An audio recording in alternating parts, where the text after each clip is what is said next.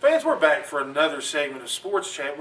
Since we've met the Spartans, now we're going to talk a little bit about more local and national sports headlines with the high school, the colleges, and the pros.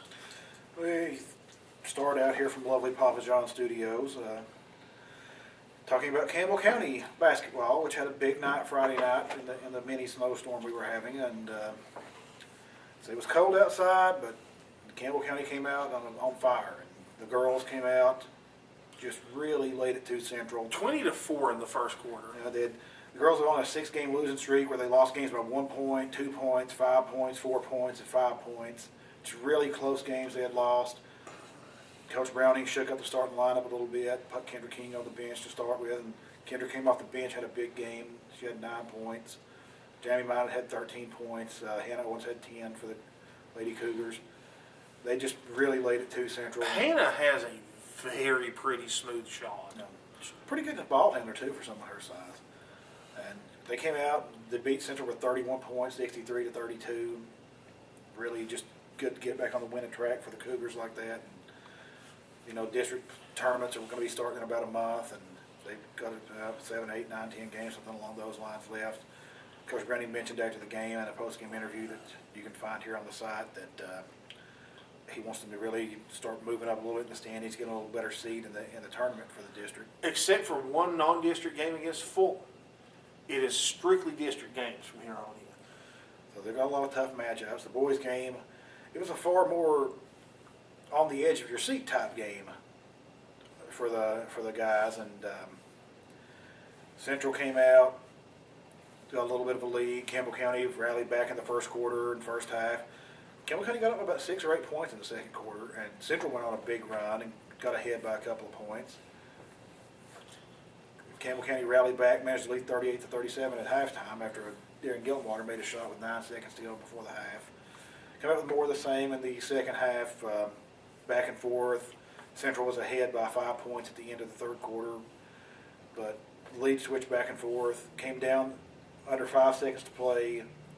Central, Campbell County has the ball, pardon me, and Central's leading 71-69. I guess Matt Housley, Coach Housley, he yelled out a play. Trey Torres drove it to the middle of the lane like any good point guard should. Saw Tucker Kane in the corner, had an open look at a three, and Tucker Kane knocked it down. It's been a great week to be Tucker Kane. I mean, Tucker's as good a kid as you'll meet. I like Tucker a lot. Tucker, Wednesday, signed to play baseball on the next level at Bryan College. And Tucker's an outstanding baseball player. Coach Browning, who of course is his baseball coach, defined him as being quick, smart, and has a great arm. He proved he had a great outside shot Friday night. Yeah, big shot. It went nothing but net. About a second and a half left. Central had a desperation, half quarter, bounced off the backboard, but great win for the Cougars, great win for Coach Housley. And Coach Housley, we were talking about this with some people at the football banquet the other night. He doesn't have the size that Campbell County used to have all the time. No, we sat with Travis Thompson at the bank. Of course, Travis, he's your local farmer's insurance agent. Travis was an outstanding point guard at Campbell County. Well, Travis's point guard was about 6'2". Yeah, 6'2", 6'3". He mentioned everybody on his team was over 6'2" or taller. And then I was thinking back to my high school days, and the team had multiple players, 6'5" to 6'10" on the team. Right, pretty much. I mean, a lot of times we had a smaller point guard, but everybody around the point guard was huge. And now, got Trey Torres. Trey Torres is a good point guard. He gets it, penetrates, good passer. Athletic as heck. He's only about 5'9" at most, probably. And I guess Darren Gillenwater's a shooting guard. He's under 6 feet tall, unless I'm mistaken. It's just there's not a lot of height on the campus. Tucker's tall-ish, but not that dominating post player tall. Yeah, Austin North works out hard. He's probably only about 6 feet tall, 6'1". I mean, he's just. It's hard to be 6'1" and be dominant in the post. It's a tough matchup all the time. You can do it if you use your body right, but it helps to be a wide body, and Austin is not a wide body by any means. He's a more fit player, but that's just Coach Housley's lacking that right now. Is just the big players. There's nothing he can do about it. actually doing a really good job this year with the Cougars. But man, it'd be nice to have some big 6'6" guys with broad shoulders out there Yeah. to bang in the post. But that was an aspect that's been missing from Campbell County basketball. Nick was a really good post player, and Spencer was a big kid, and he played more on the wing a lot though. So hopefully, there's some size coming up through the ranks. I mean, Well, Follett's got that kid that's about 6'2" already. Andrew Evans is a pretty big dude out there, but he plays football mainly as his main sport. And Nick Bailey had some actually good contributions, played hard defense up there the other night against Central. Nick is not that tall; he's just a hard worker. That's Matt's got a bunch of hard-working guys up there that play hard for him. Man, it would be nice to see. I'm sure he would love it too. A couple of 6'6", 6'7" guys roll through the program again. Well, I mean, you look at Matt. I mean, when he was a player, I mean, he's got some good height, but he was guard. Yeah. I mean, when I was there, it's Kent Leach. He was on the wing at about 6'3". Bo Vincent was on the wing at about 6'2". Bubba Miller was a small forward around 6'3". You had Daniel Vanover, who was 6'10" in the post. he mainly just stood there. James Boshears, who was 6'6" in the post, and just a great player. I'm not 100% sure. I actually think James is coaching basketball somewhere now. That doesn't surprise me. He was a great high school player. He actually harkened back to that 1988 team that Campbell County started out 21-0 that year and managed to get up to about 7th or 8th in the state. And the rankings, this one the state only had A, AA, and AAA as well, so there was a big pool of teams to get ranked in AAA at that time. And that's just what Campbell County misses these days, are those dominating big guys in the post, your Paul Province types. And Paul was just great, 6'7", big, strong dude, couldn't stop him. And there's nothing you can coach about that. You can't coach somebody to There's be nothing taller. that Coach Housley can do. It's just you got to find that guy up there. It's odd that Campbell County's down, that there's no really big, giant kids. I mean, my gosh, Brian Oakes didn't even play basketball in high school. He was 6'7", walking the halls. And like I say, Daniel Vanover, 6'9", 6'10", walking the halls. Bo Shears, David Hobson, 6'5", 6'6". There was lots of guys that were 6'5" or better. Well, I mean, you had up there you had people like Jack Fowler, who was over 6 feet tall, playing guard. Yeah, I mean, it was a much bigger team. That would help a lot. I mean, not that the players now aren't great players, and Garrett Gillenwater can score from all over the floor. Trey's a great point guard, but it hurts your team to not have those dudes because they're playing teams that have that. I watch the teams they play, and just a parade of 6'5", 6'6" guys coming in the post. That's hard to handle when you're 6'2", 6'3". It makes a big difference. But Matt's got to play him well right now, and I know he's looking forward to the district tournament coming up and seeing if the Cougars can get a few wins and win Of the course, district. that was at Powell this year. But it's well worth the drive to Emory Road to come see. Oak Ridge and Carnes are the favorites in the district. Both very, very good teams. Just have to see what works out. Oak Ridge actually just handed Carnes their first district loss. Carnes has been really good this year, and I say Oak Ridge is generally a top 10 in the state the last couple of years as well. But basketball is a quick cycling sport. I mean, like I say, the big kid at La Follette this year, he may come up. Unfortunately, Clinton's got some big, huge kids on their middle school program. Oak Ridge Robertsville has some big kids on their middle school team. And on their girls' team, it turns out Nikki Caldwell's niece is playing right now.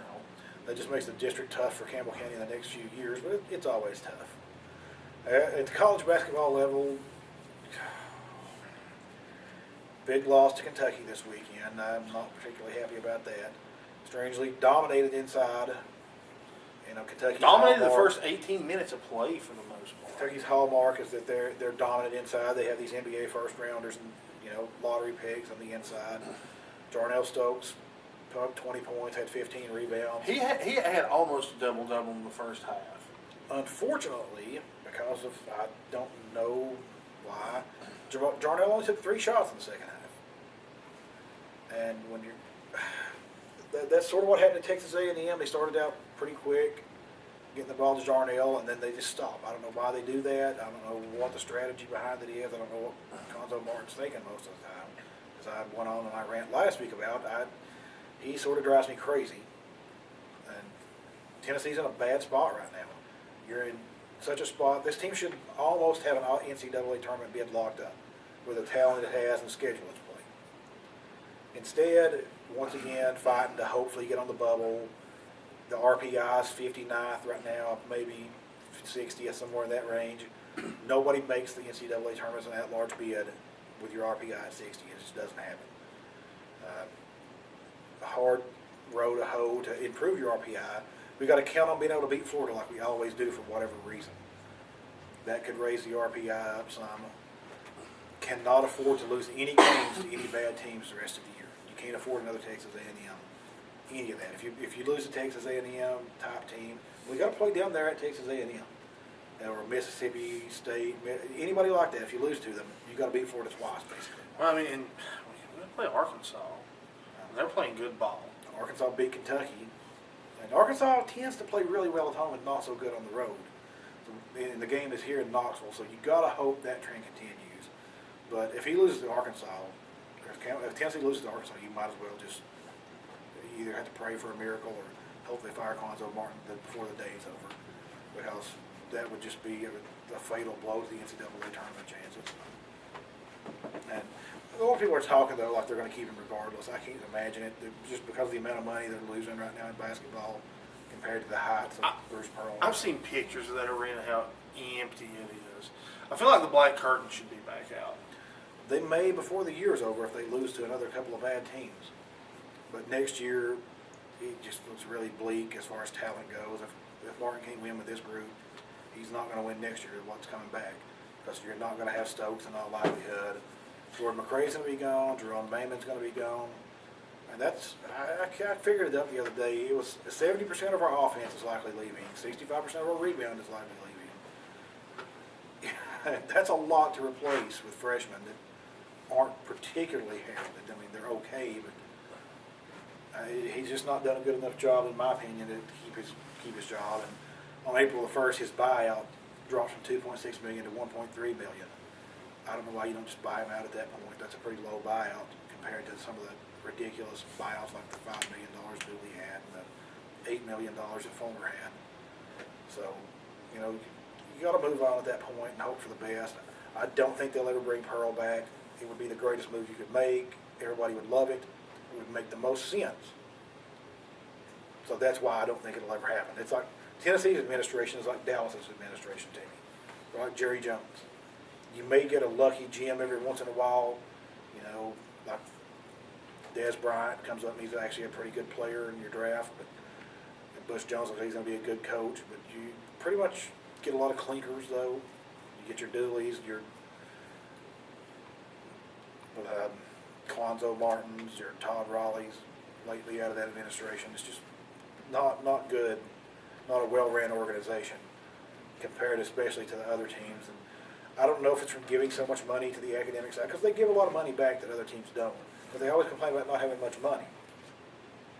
Every other SEC team makes $15 to $20 million profit a year, and Tennessee's profit margin is shown at $1.98 million a year.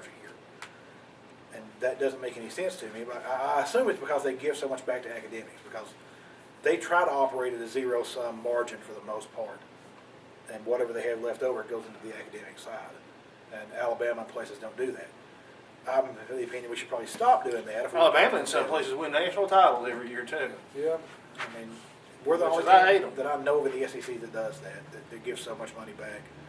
And so anytime we need money, supposedly, we're always really short on funds. And that's got to change. You don't necessarily have to break the bank for a basketball coach, but hire somebody who's been to the NCAA tournament. Cuonzo Martin had never been to the NCAA tournament. He'd only been to the NIT. You can't hire somebody like that. Now he's in his 6th year, going on his 7th year coaching basketball. With no tournaments to show for it. If he doesn't make it this year or next year, he's not going to have any, ever in his career. I can imagine he'll ever get hired as a head coach anywhere else. And people say he's young. He's in his 40s. I mean, that's not terribly young for a coach. You got to do something in your first 5 or 6 years to prove that you can do this. You rarely ever see a coach succeed if he doesn't in his first Actually, imagine Purdue's breathing a sigh of relief that we hired him. Because that was the talk, was that they were looking to eventually replace their coach with him. You know, hopefully they do. That wouldn't make me upset at all if they hired him away right now. But it's just a really it's frustrating to be a Tennessee basketball fan. You see what the program can be with a guy like Bruce Pearl and the guy like Ray Mears and how rare it is to get there. I mean, it can be done. It's not that hard to do in basketball because you only need a couple of players. You can build a team around a couple of players. It's not like football where you have to build a team around 50 players. You got to build a team around 3 to 5 players in basketball with some support pieces, and you're good. I mean, that's just the way basketball works. That's why it's a fast turnaround. That's why 3 years is enough to turn a basketball program around if you're able to do it because it takes so few players. I mean, you can go through a 3-year period in basketball and have 2 different, completely different teams, night and day difference. And you can be like Kentucky and win the national championship and then lose in the first round of the NIT. That's how quickly basketball can cycle up and down. And that's why coaching windows aren't open that long anymore for basketball. High money, high demand, high results should be expected. That's pretty much my rant this week about Tennessee basketball. We may have another one next week if we don't beat Arkansas. Now, moving on to the NFL, we know who's playing in the Super Bowl now. I am overjoyed. I hate the Patriots and I hate San Francisco even worse. My biggest worry was that I'm going to get stuck watching a Super Bowl where I hate both teams, and I just hope and be there against the stadium. That was my only hope if they had both won. Just to wipe both teams off the face of the earth and a good portion of New York City, which wouldn't upset me either, to be honest with you. But now, at least, I can just only hate Pete Carroll and Seattle. I have nothing against Denver. I'm not a big rah-rah, Denver has to win kind of guy, like a lot of people in the area are. And I can't blame people for feeling that way. We don't have any particular NFL allegiance. A lot of us don't. Love Peyton Manning and the other, 3 volunteer players that are on. Yeah, I mean, it was Robert Ayers that just had his way with Brady. He had a big sack on Brady yesterday. Got Colquitt, who's a very good punter. I guess he's gave up his ways of drunk driving. It's more acceptable out there. Apparently, he probably gets a driver. Well, I mean, you can get pot legally out there. I mean, you notice it is the 2 states that have legalized pot that are in the Super Bowl this year. I'm just saying. That's going to attract lots of talent for the NFL players right there. They love to burn one down every once in a while. Those guys love to smoke the ganja. But I didn't think what Richard Sherman did was all that bad. It's their arch rival, and you just beat them in a heart-ripping-out NFL game. And plus, it's San Francisco, and they're awful people anyway. So I was glad to see Richard Sherman talk some smack to the people. It's got a lot of people fired up about it. I tell you that Mick Foley said it best. You got the ultimate NFL good guy in Peyton Manning for the most part, and now you have this guy. He's turned into the ultimate. I tweeted yesterday. Sherman just became the Rowdy Roddy Piper to Peyton Manning's Hulk Hogan. He probably made himself a lot of money. He's going to be in front of a lot of cameras. And that's going to be a good matchup because he is a good cornerback. I'll say this much: he's a good cornerback. If they try to single cover Demaryius Thomas with him, he's probably not going to win that battle because Thomas is pretty much a beast out there. And it's just whether Manning decides to throw it to Thomas or not because he has so many weapons. But it's hard to cover Demaryius Thomas one-on-one. He's a big, strong dude. And Sherman, if anybody can do it in the league, it may be him. But he's a big, strong dude, and he'll be tough to cover. Big thing, you watched it against the Patriots, you watched the game. Julius Thomas is such a weapon for them. We talked about the tight ends and when the Spartans were on. Tight ends will kill you if you got that athletic tight end. Julius Thomas is another former basketball player, and he's very athletic. The Patriots tried to cover him one time with a linebacker yesterday that I saw. Thomas ran right by him and caught a 31, 32-yard pass, and it was one of those back-breaking catches against them. Denver was like 3rd and 9. They kept the ball in one of their long drives that ran a bunch of clock off. And it's a huge weapon when you have that tight end. They also, the Seattle factor, Seattle does not play that well away from home comparatively. They drop off. They win by an average of about 15 points a game at home. That drops to an average of they win by about 7 points a game on the road. Their scoring drops off by 5, 6 points a game, and their defense gives up 3 or 4 more points a game on the road versus at home. And that's saying a lot because they got to play some real clinkers this year. I mean, it looked like their schedule, because they had a good team last year, and they should have gotten a hard schedule. It looked like they were going to have a hard schedule. But it turned out Atlanta was terrible they played. It turned out that they had to play at the Texans, which looked like it would be a brutal game. Texans were awful, atrociously bad. And they got to play Tampa Bay out of their division. Tampa Bay was terrible this year.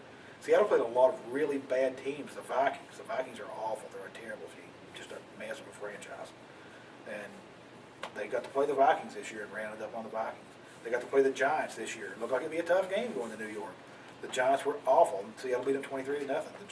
So Seattle, they had a good record, but they got a lot of scheduling breaks because it looked like the 4 or 5 good teams they had outside of their division all ended up falling on their face and being just really bad teams. And that helped them a lot. They still gave up over 20 points to Houston. I think Houston had about 500 yards of offense against them. And it was a tough game for them. And they get away from home. They don't play as well. They lost 2 games on the road this year. They were 6-2 on the road. And they're still a solid team. But their numbers are noticeably different outside of that stadium. The other big thing, I saw a forecast today, and it's been changing. It'll change a lot in the next 2 weeks. It was supposed to snow, I think they said there would be 2 to 4 inches of snow, and it's way out, you don't know for sure. And the low temperature would be around 0 for the Super Bowl. Now, just the other day, it was supposed to be warm, but now they're saying it's going to be really cold. People say, well, that's going to affect Peyton Manning. You know, I kind of watched Denver playing some frigidly cold games this year, and Denver, they didn't slow down at all this year. The game that Prater kicked the 65-yard field goal, or 64-yard field goal in, they scored over 30 points. Manning looked fine. It was 8 degrees at game time with the wind blowing. Manning played fine. Seattle doesn't get cold. So who knows? It may affect Seattle more than it does Denver. Seattle's a fairly not tropical, but a very moist climate. It rarely gets below freezing in Seattle. It happens sometimes, but I don't think Seattle's exactly been playing in any frigid games. Denver's one of the coldest cities in the NFL, so I don't know if that's going to be as big a factor. The only people who actually played well against Denver this year on defense was San Diego. And amazing as this is for an NFL team, San Diego played Denver 3 times and held Denver under 30 points each time. Denver's low point total of the season was 20 against San Diego. They scored 28 and 27 in the other 2 games against them. And until they played the Patriots this week and scored 26, no one else had held them under 30 in a game this year. And so it's the ultimate battle of offense versus defense. And we saw in the past few Super Bowls, or a lot of times, that defensive team actually tends to win. You got your Baltimore team that wins. You know, the Giants beat Tom Brady's high-powered passing offense, which made me happy. But the defensive team with the quarterback who takes care of it tends to kind of win these games, so it's going to be up in the air. It's definitely one of the more interesting Super Bowl matchups. Because, like I said, with Peyton, he's known for his ball control. He's a very smart passer. Seattle does have a good defense, though. So we'll see how the weapons stack up against each other. They each have 2 weeks to prepare for this. I mean, you got Manning. He's got 2 weeks to prepare for that defense to see what they can do against it. Seattle simply not played an offense like Denver's this year. They've not. It's not even, like I say, looking over their schedule, San Francisco has a decent offense. Kaepernick is very up and down with how well he plays or not. And Kaepernick was kind of known for not having that good of a year this year. They're a power running team, San Francisco was. That was probably the best team Seattle played this year. Offenses, though, as I mentioned, they're really bad out-of-conference schedule. They just didn't play good offensive teams this year. New Orleans is pretty good. I take that. They played New Orleans, and they did well against New Orleans. That both games were against Seattle, where they play really well. Drew Brees still had 300 yards passing against them, but New Orleans was like a 14-9 game in the playoffs a couple of weeks ago. But it's a different level of the number of weapons. Drew Brees he's just really great and has Jimmy Graham and a couple of running backs, but Manning has got Welker, Eric Decker, Julius Thomas, and of course Demaryius Thomas. And some part of it is Manning makes some of his receivers look better, but they're really good receivers. He's got a lot of good skill players. But on the same token, Denver's not played a defense that's as good as Seattle's this year. And Seattle's got a really, I said nobody stopped Denver, but Seattle may be able to stop Denver. And I don't like Pete Carroll, but he's a pretty good coach. we'll just have to see what happens. Denver, I think, was favored by 3 points, which is odd because last week before the games it said whoever wins the NFC was going to be a 2.5 point favorite over whoever wins the AFC before they knew who was going to win these games. But I guess they didn't think Denver would play that well against the Patriots. Not sure why the Patriots tend to choke in these games lately. Talking about earlier, the Patriots now haven't won the Super Bowl in 9 years. They've won no Super Bowls without cheating. Tom Brady's 0-5 in his last 5 games that were for any kind of championship, whether it's the AFC Championship or the Super Bowl. So, what can you do? When Manning now 2-1 against him in the AFC Championship game even. It looks to me like, it's the Patriots are tending to choke a little bit now when the big game comes around. You won't hear that very much, though. That generally only applies to Manning for the most part. And then Jay Cutler a little bit, too. Also gets that kind of grief. To shift real quick back to the local level, we were lucky enough to be invited to Campbell County's football banquet this weekend. Kudos to Justin Price, his staff, the staff at the high school, Ball Farm, Buddy's Barbecue. That years of covering, coaching, all that, best banquet I've been to. Yeah, it was a really nice banquet. They always put everything goes up there real classy. Couldn't ask for a better group of coaches and administrators up at the school to help you out. They help us out a lot as media. They're friendly to the fans. About 350, 400 people came to the banquet. Ball Farm's I never realized how nice of a facility for a banquet that was. Yeah, it's really nice in there. Easy to get to. They put on a really good show, put on a really good program. We were there for around 3 hours. It seemed like we were there for 45 minutes. It just really, really good stuff going on up there. And just like with the stuff on the field, the stuff they do off the field is first rate. Right. I mean, I said you couldn't have asked for a better banquet. It was their highlight film that Matt did was excellent, and the awards, everything, and kudos to People's National Bank for giving the coaches a little something extra. Yeah, Justin's Coach of the Year award was a nice retreat in Gatlinburg, 8-person cabin. So, it was nice. The sponsors really do well for the program. They had nice trophies, nice jerseys under glass for the players. Fortunately, those jerseys had been sent off to be framed before the incident happened. Yeah, the senior jerseys had already been sent out. And just really good stuff. The players, it was all about the players, the focus on the players. And the players were honored really nicely. The cheerleaders got honored as well. It's always nice to see them because they're out there every game working hard too. But Jamie Wheeler and Sherry they do a good job up there for the most part. I'm sure you probably hear some talking from next door too. I don't know what's going on with that. But fans, I mean, I think we've taken enough of your valuable time this week. We will see you next week on Sports Chat.